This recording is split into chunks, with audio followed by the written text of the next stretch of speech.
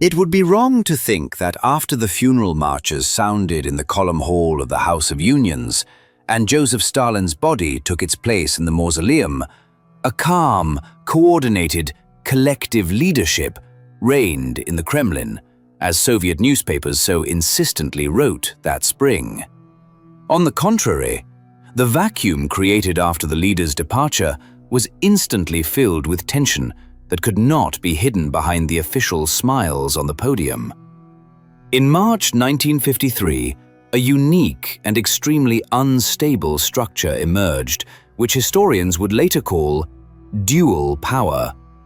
Formally, the country was ruled by a collegial body, but in fact, the centers of power were divided between two different offices located in the same Kremlin, but on different floors of the hierarchy.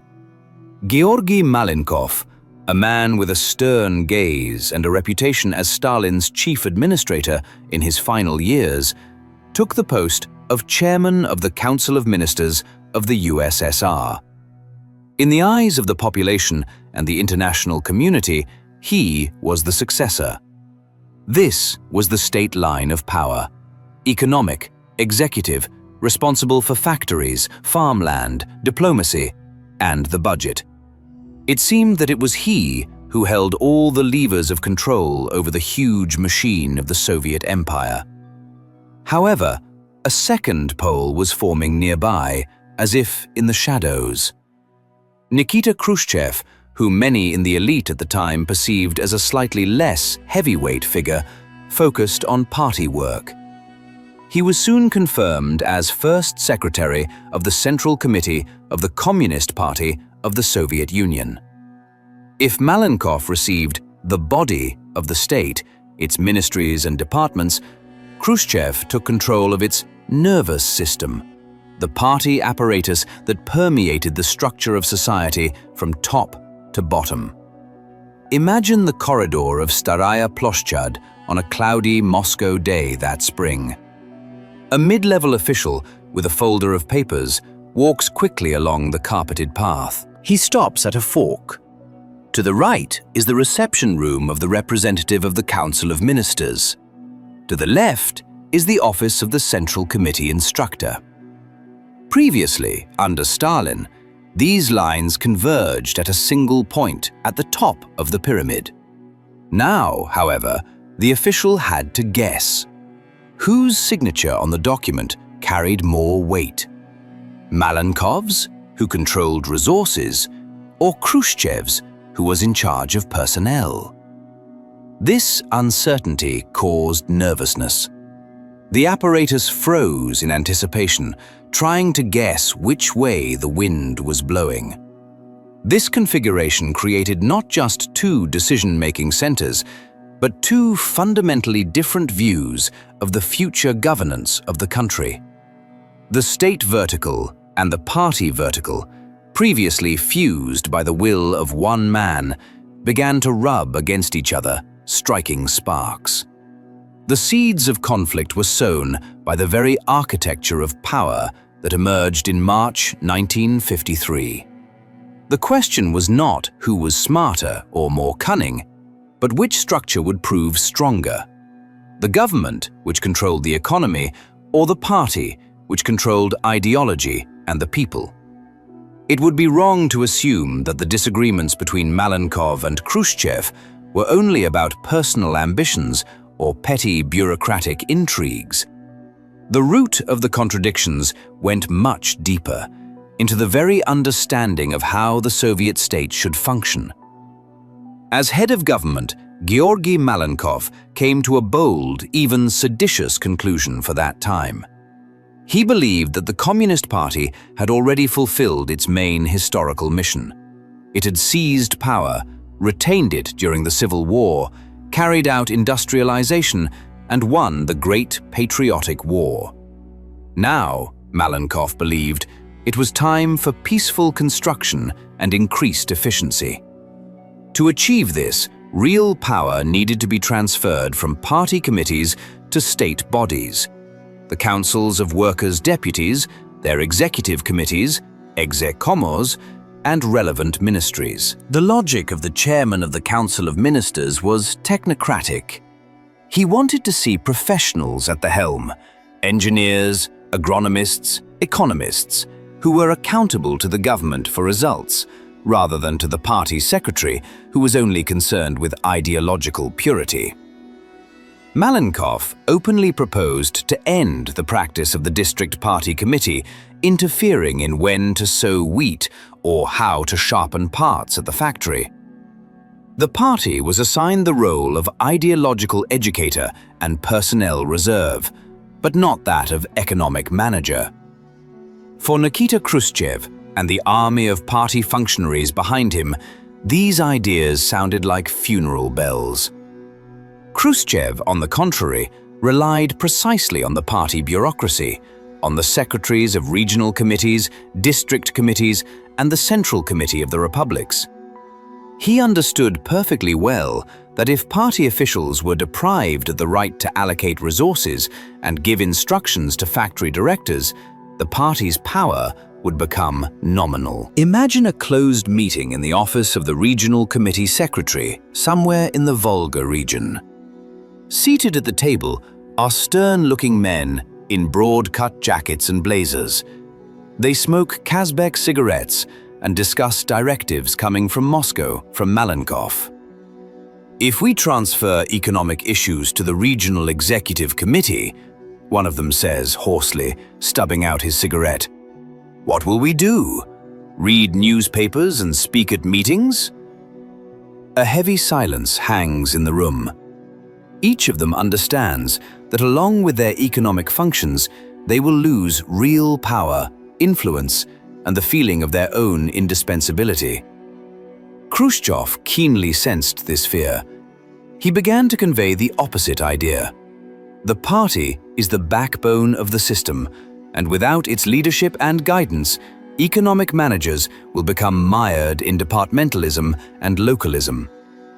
He convinced the elite that Malenkov's ideas were a threat to the foundations, a threat to the very spirit of Leninism. In fact, Khrushchev positioned himself as the defender of the interests of a huge class of party administrators who did not want to give up their place to the technocrats from the ministries. This ideological rift divided the top brass into two camps, where every step Malenkov took to strengthen the role of the state apparatus was perceived by Khrushchev and his entourage as an attack on the Holy of Holies, the CPSU. However, one should not think that the struggle was fought exclusively in the realm of high matters and management theories. There was a much more mundane factor, tangible and understandable to every official: personal wealth. It was here that Malenkov made a mistake that may have cost him his career, while Khrushchev found the key to the hearts of the nomenclature. Stalin's system of governance was based not only on fear, but also on a generous system of incentives for a select few.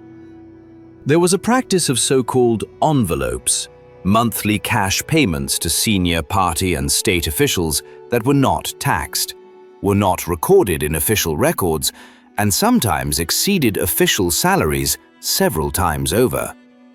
This was the very hook that kept the elite loyal. In addition, there was an extensive network of special distributors, closed sanatoriums, canteens with Kremlin rations, and personal cars. Georgy Malenkov, seeking to optimize spending and, perhaps, sincerely wishing to put the finances in order, decided to strike a blow against this system. Just a few months after the leader's death, on his initiative, the envelopes were abolished. Moreover, many domestic benefits were cut, the number of personal cars was reduced, and free meals and medical treatment for officials' families were restricted.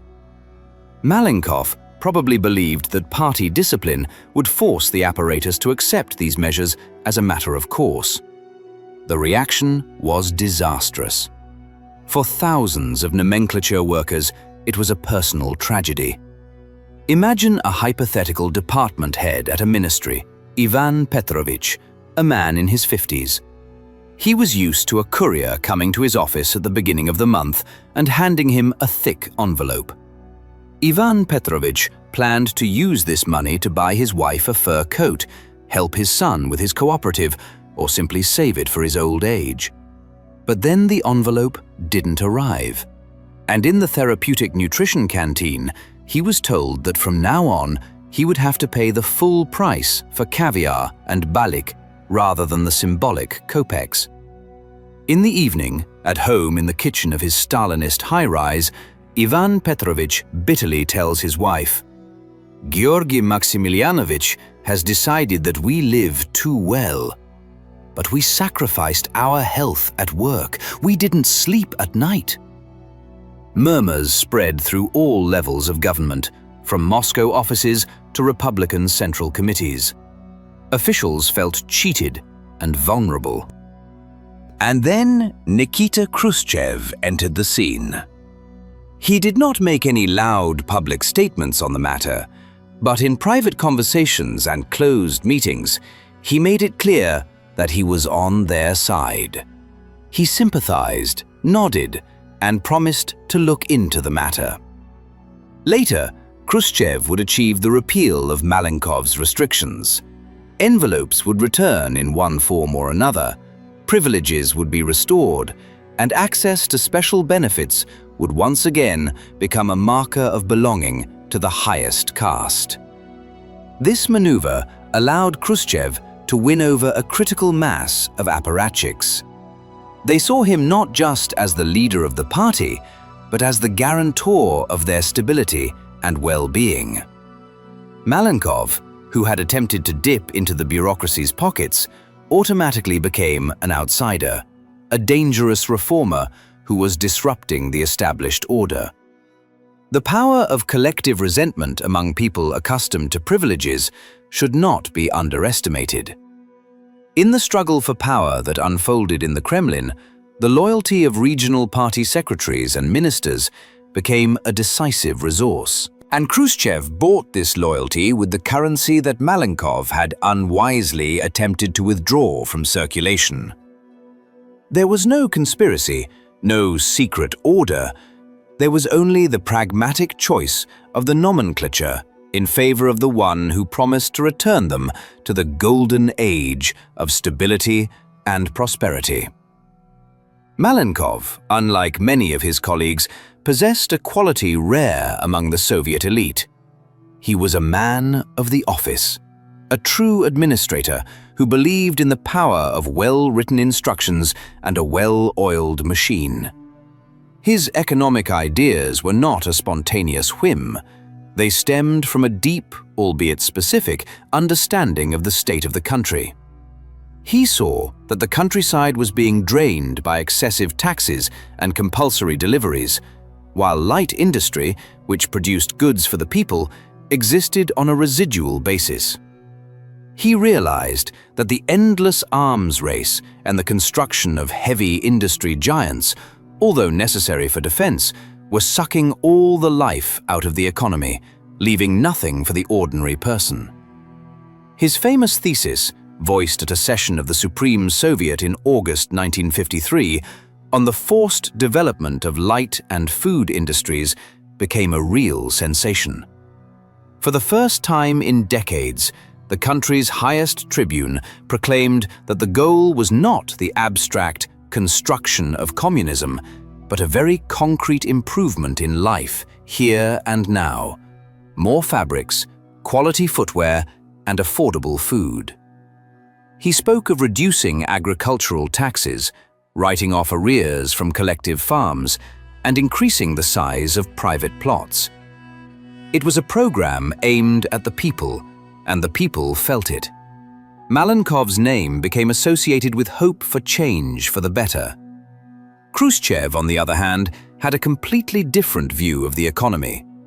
He was a product of the party system, where the main measure of success had always been tons of cast iron, steel, and coal. For him, and for the conservative wing of the party elite, especially those associated with the defense-industrial complex, Malenkov's ideas seemed like a dangerous deviation, almost a betrayal of fundamental principles. They sincerely believed that the priority of Group A, production of means of production, over Group B, production of consumer goods, was an immutable economic law of socialism. Rejecting it would mean weakening the country in the face of the imperialist threat. Imagine a meeting of the Council of Ministers. Malenkov, calmly and methodically, using figures from the State Planning Committee's reports, proves that producing 1 meter of calico requires tens of times less capital investment than smelting 1 ton of steel, and that the benefits for the population will be immediate.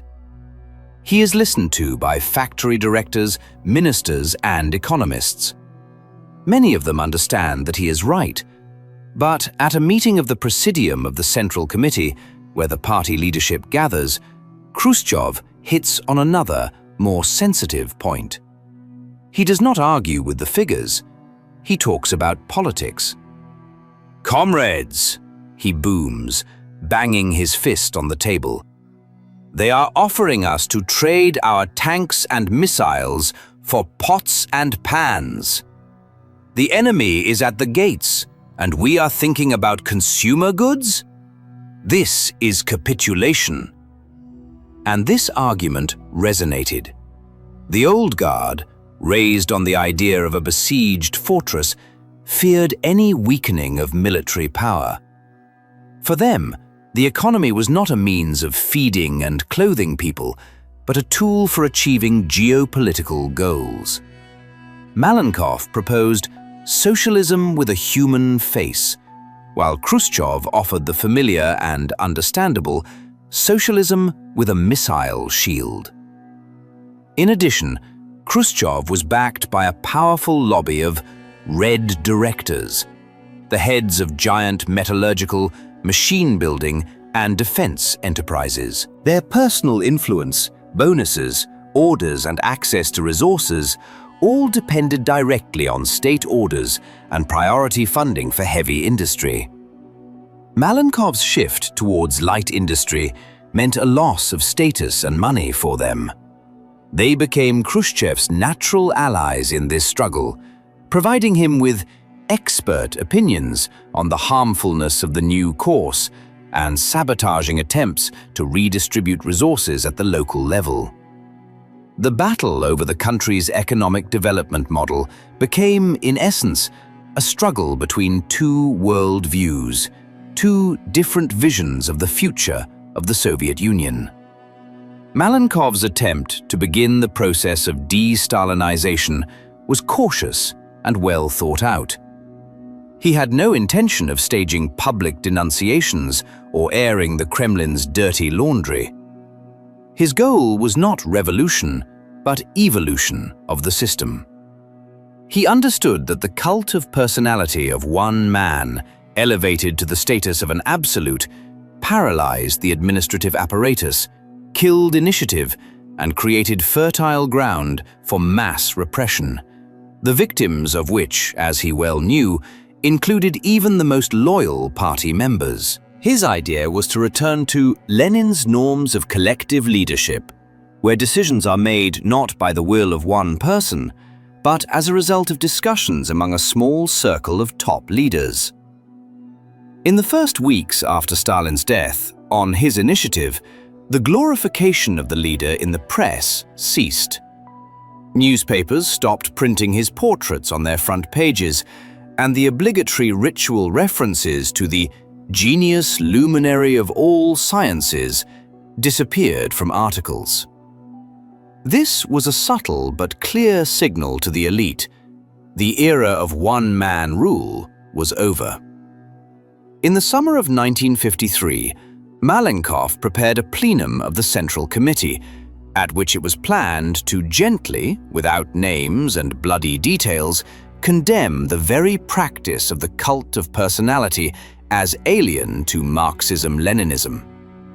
He wanted to carry out a kind of sanitization of the system, to cleanse it of the most odious manifestations of Stalinism, but at the same time to preserve its framework, the leading role of the party. However, this approach met with stiff resistance. The party apparatus on which Khrushchev relied was not ready even for such a measured condemnation of the past. For many secretaries of regional and district committees, Stalin remained a symbol of order and power. In addition, too many of them were personally involved in the repressions of the 1930s and 1940s, and any digging into the past, even the most superficial, threatened them with unpleasant questions. They preferred to freeze the issue. Khrushchev, who initially did not show much enthusiasm for this issue, eventually realized what a powerful political tool the topic of Stalin's crimes could be for him. But, unlike Malenkov, he decided to use it not to reform the system, but to destroy his political opponents and strengthen his own power. While Malenkov wanted to condemn the cult of personality as a phenomenon, Khrushchev later, at the 20th Congress, personified evil, placing all the blame on Stalin and his closest associates, Beria, Malenkov, Molotov, and Kaganovich. It was a brilliant tactical move. By condemning Stalin, Khrushchev effectively removed himself and the entire party system from attack, presenting them as victims of the dictator. He seized the initiative from Malenkov and played the de-Stalinization card much more radically and effectively. He offered society a simple and understandable narrative. There was the bad Stalin, who distorted good Leninism, and there were the true Leninists, who would now fix everything. Against this backdrop, Malenkov, with his idea of careful criticism of individual shortcomings, looked pale and unconvincing. Thus, even on the issue of overcoming Stalin's legacy, their paths diverged. Malenkov acted as a conservative reformer who wanted to heal the system without breaking its foundations. Khrushchev, on the other hand, acted as a political player, using the tragedy of the past to solve his current problems. He understood that a loud public exposure would earn him far more political points than the quiet bureaucratic work of correcting mistakes proposed by his opponent. The personal animosity that arose between the two leaders was fueled not only by the struggle for power, but also by deep psychological differences. Malenkov was a reserved, pedantic man, accustomed to the quiet of offices and working with documents. He rarely spoke in public and did not possess the charisma of an orator. His strength lay in his administrative weight and his knowledge of all the intricacies of Kremlin bureaucracy. Khrushchev, on the other hand, was his complete opposite.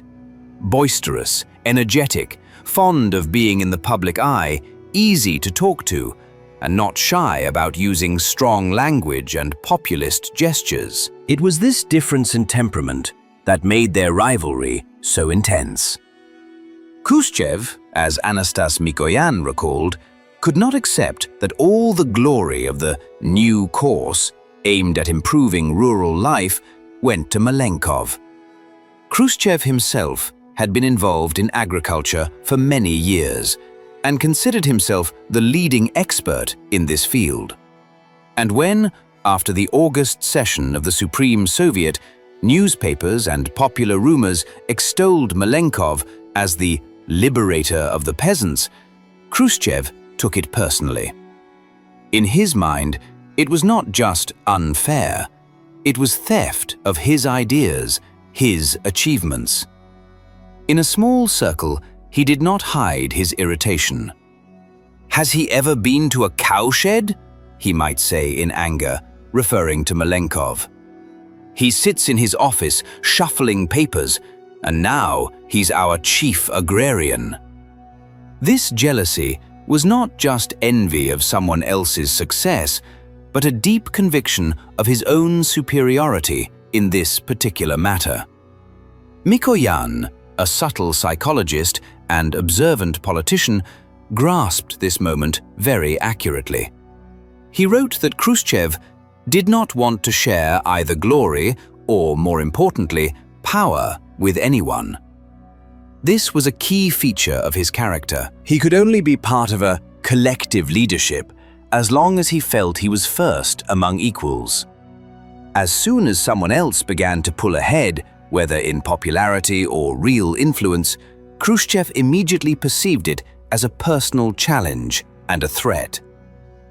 Malenkov, for his part, probably underestimated this side of Khrushchev's nature. Being a systematic person, he may have believed that the right decisions and the support of the majority in the Presidium were more important than the personal ambitions of its individual members. He did not understand that Khrushchev played by different rules. The rules of informal alliances, backroom deals, and appeals to the emotions of the party apparatus. Malenkov tried to win a game of chess, while Khrushchev was ready to overturn the board. This difference in approach and psychology largely determined the outcome of their confrontation. Malenkov lost not because his program was worse, but because he was unable or unwilling to fight at the level of personal intrigue and demagogy at which Khrushchev felt completely at home. Malenkov's decision to nominate Khrushchev for the post of First Secretary of the Central Committee in September 1953 now seems like a fatal mistake, a step that hastened his own downfall. However, to understand the logic behind this decision, one must immerse oneself in the atmosphere of that time.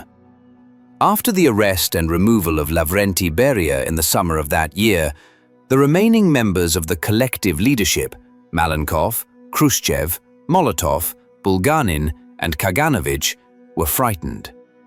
They saw how easily a person who had concentrated enormous power in his hands, in Beria's case, the security forces, could become a threat to them all. The main task at that moment was to prevent the emergence of a new dictator.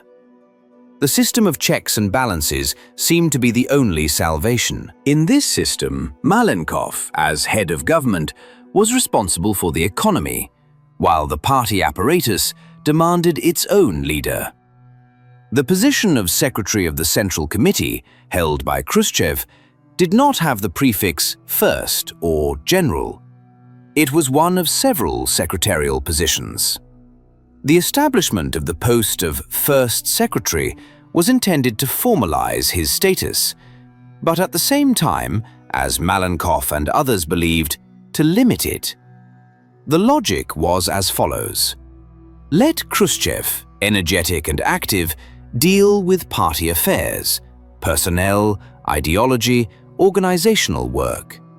This would distract him from interfering in government affairs and allow Malenkov to calmly pursue his economic course. Malenkov probably saw Khrushchev not so much as a rival as a useful executor who would take on routine party work.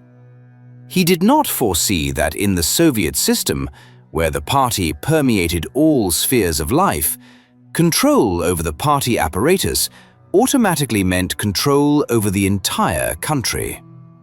Malenkov's proposal at the Central Committee plenum was taken as a gesture of goodwill, as confirmation of unity in the leadership. No one objected.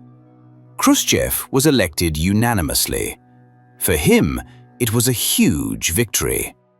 He gained control of the most powerful instrument of power, the right to appoint and dismiss party leaders at all levels. Over the next year and a half, he actively exercised this right.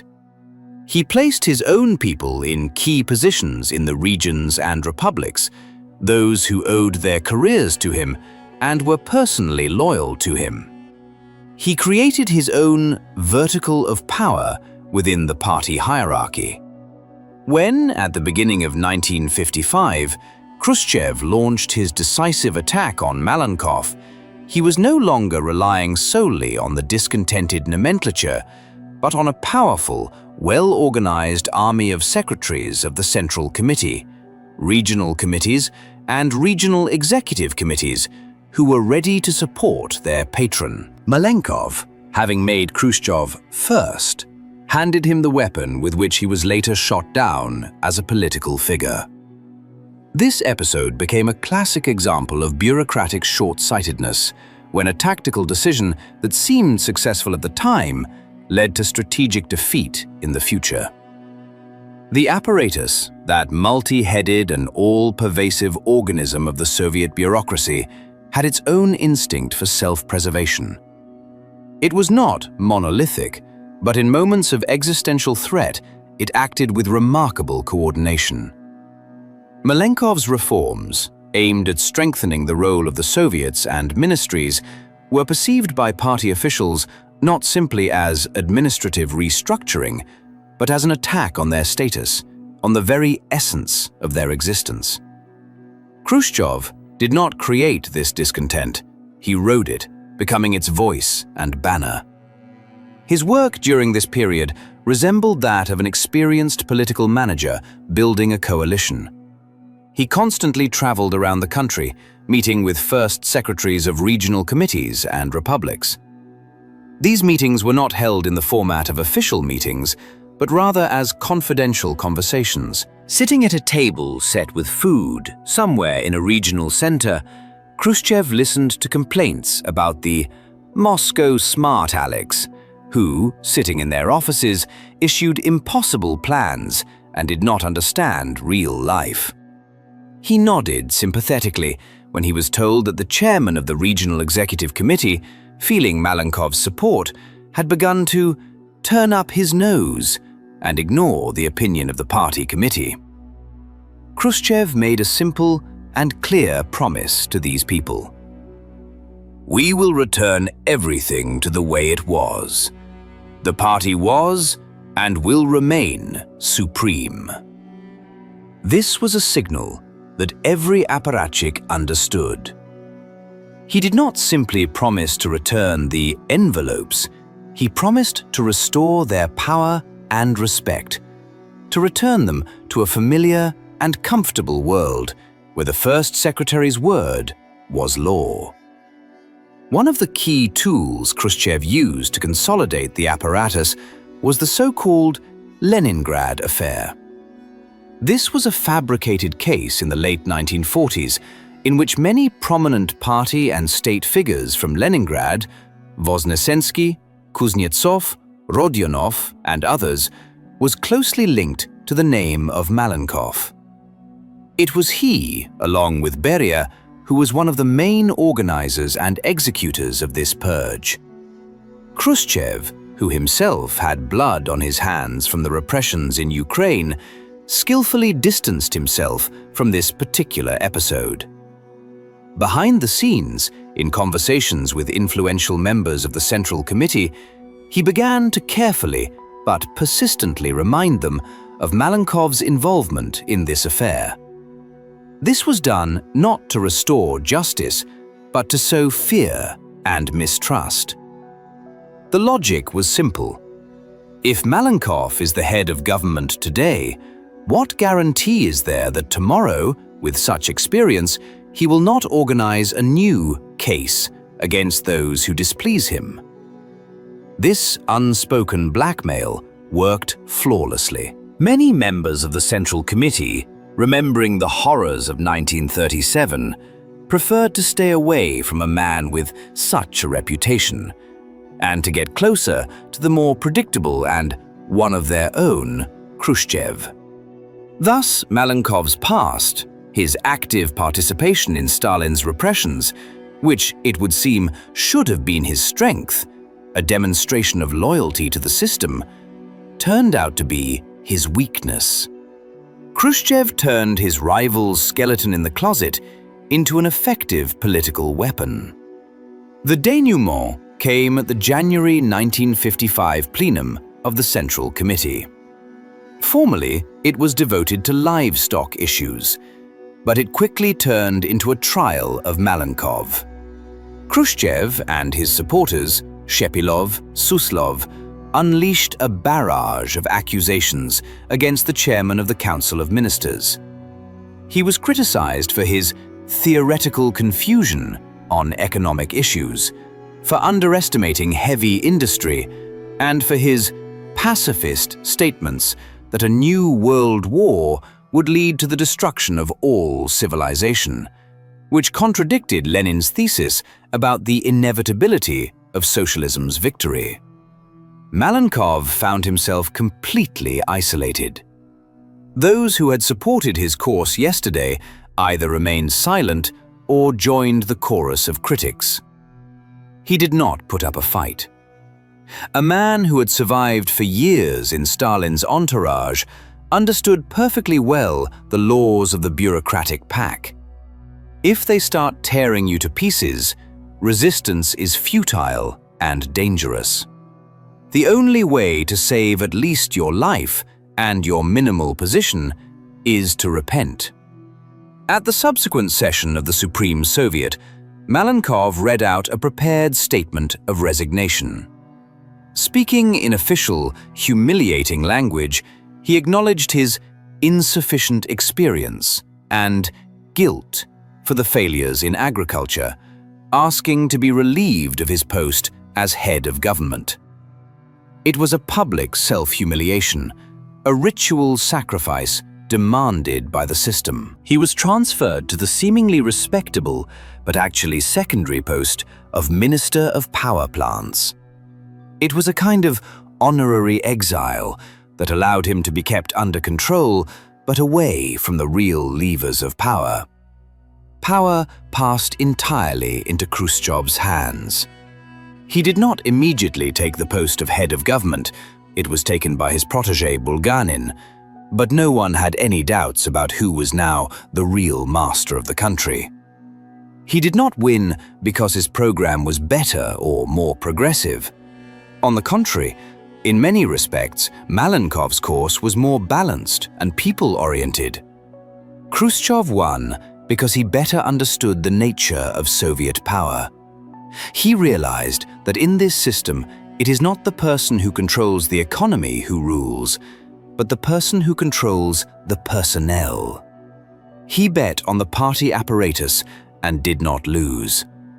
The bureaucracy, protecting its corporate interests, elevated to the top the person who promised it stability and the preservation of privileges.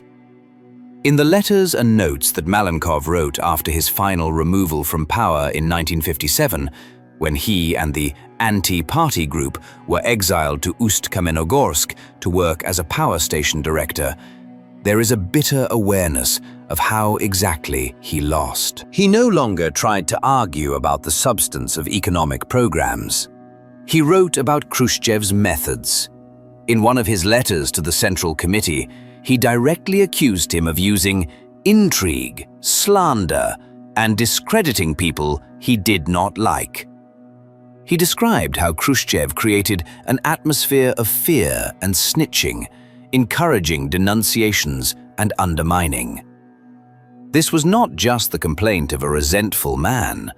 It was an accurate diagnosis of the political culture that Khrushchev, for all his outward simplicity and Thor rhetoric, had inherited from the Stalin era and masterfully used for his own purposes. Malenkov, who tried to act as a state manager. The foreign policy aspect of their confrontation often remains in the shadows, but it was here that the differences were no less profound. Malenkov, aware of the destructive power of nuclear weapons, which the Soviet Union had already experienced, became one of the first Soviet leaders to dare to publicly declare that victory in a nuclear war was impossible. His famous phrase that a new world war with modern means of warfare would mean the destruction of world civilization came as a bolt from the blue for orthodox Marxists. It was a direct challenge to the Leninist-Stalinist postulate about the inevitability of wars between socialism and capitalism and the ultimate victory of the proletariat. In essence, Malenkov proposed a shift to a policy of peaceful coexistence, not as a temporary tactical ploy, but as a long-term strategy based on an understanding of the common threat. Khrushchev and his entourage, especially the old guard represented by Molotov, perceived this as ideological heresy and a sign of weakness. In their worldview, acknowledging the impossibility of victory was tantamount to capitulation. Khrushchev, although he himself would later come to embrace the idea of peaceful coexistence, used Malenkov's thesis as a powerful weapon to discredit him in 1954-1955. At closed party meetings, he presented Malenkov's position as demoralizing the party and the army. How can we build communism and fight imperialism if we are afraid of war? Was the leitmotif of his criticism. This argument resonated strongly with the military and party ideologues, for whom their entire lives were built on a paradigm of continuous struggle. Malenkov proposed changing the paradigm from struggle to the bitter end to survival of humanity. But the elite was not yet ready for such a shift. Interestingly, in this struggle, Malenkov tried to rely on the security forces, but did so extremely clumsily. After Beria's fall, as head of government, he oversaw the reform of the state security agencies. The KGB was created under the Council of Ministers of the USSR, which formally placed it under the control of the government rather than the party. The first chairman of the KGB was Ivan Serov, a man considered close to Khrushchev, but at that moment forced to obey Malenkov. However, Malenkov was unable or unwilling to turn the KGB into his personal tool, as Beria had done with the NKVD. He sought to depoliticize the special services and turn them into a regular state body. Khrushchev, on the contrary, through party channels and political organs in the KGB, maintained and strengthened his informal influence over the Chekists. He understood that the loyalty of this structure was the key to power, and acted in his usual manner of personal contacts and backroom deals. As a result, when the decisive moment came, the KGB remained neutral, which was beneficial to Khrushchev, not his formal boss Malenkov. The agrarian question, which became a personal battleground between the two leaders, also played an important role. Khrushchev, sensing that Malenkov had seized the initiative with his program of aid to the countryside, put forward his own, much more ambitious and adventurous project, the development of virgin and fallow lands. It was an idea in his spirit, a gigantic scale, the mobilization of millions of people, quick and visible results. While Malenkov proposed an intensive path of development, lowering taxes, raising purchase prices, that is, creating economic incentives for existing farms, Khrushchev took the extensive path. He proposed not to improve the old, but to create something new from scratch. The Virgin Lands Development Project became a brilliant PR move for Khrushchev and, at the same time, a powerful economic lever. It allowed him to bypass Malenkov by offering the country a great construction project, comparable in grandeur to the Dnieper hydroelectric power plant or Magnitogorsk. It was an understandable and mobilizing goal that diverted resources and attention from Malenkov's more moderate and complex program. Khrushchev personally oversaw the Virgin Lands, traveled to Kazakhstan and Altai, and spoke to Komsomol volunteers. He positioned himself as a man of action, a practitioner who was not afraid of risky decisions, while Malenkov, with his desk work on tax cuts, looked like a dull theorist. It is important to understand the difference in their administrative experience. Malenkov, although a master of backroom intrigue, spent most of his career in the central apparatus in Moscow. He was a staff officer. Khrushchev, on the other hand, went through a tremendous school of field party work, first in Moscow, then for many years in Ukraine, where he was the absolute ruler. This experience taught him to speak to regional elites in their language and to understand their needs and problems. He knew how the system worked, not only according to the instructions of the Central Committee, but also in real life, with all its informal rules and connections. When he met with the secretary of the Saratov Regional Committee, he spoke to him not as a boss from the capital, but as a colleague who had once solved exactly the same problems with sowing or harvesting. This ability to be one of their own for the provincial nomenclature gave him a huge advantage over the aloof and dry Malenkov. Another subtle but important line of division was the attitude towards national policy. Malenkov, following his general line of decentralization and strengthening the role of state bodies, was inclined to grant more economic independence to the Union republics. Khrushchev, in turn, promoted a centralized approach, seeing it as a guarantee of the country's unity and Moscow's control. He was suspicious of any manifestations of localism and national self-assertion, believing that this weakened the party hierarchy. The final straw that tipped the scales in Khrushchev's favor was his control over the rehabilitation process. It was through the party commissions he oversaw that the cases of thousands of repressed communists were reviewed. Returning from the camps, these people owed their release and reinstatement in the party to him personally. They became his most loyal supporters, an iron battalion that voted as the first secretary wanted at congresses and plenums. Malenkov, preoccupied with the economy, lost this important moral and human resource. Thus, his defeat was predetermined not by one factor, but by a whole complex of reasons. He challenged the very essence of the system, the omnipotence of the party apparatus, underestimated his rival's personal ambitions and energy, and lost to him in populism and the ability to work with regional elites. The real reason for the clash between Khrushchev and Malenkov was a complex set of factors: ideological and economic differences, the struggle for control over the party apparatus, and personal ambitions. Khrushchev, relying on the apparatus, exploited the discontent of the nomenclature and skillfully turned Malenkov's own reforms against him. This story is a vivid example of how the personal and the public were intertwined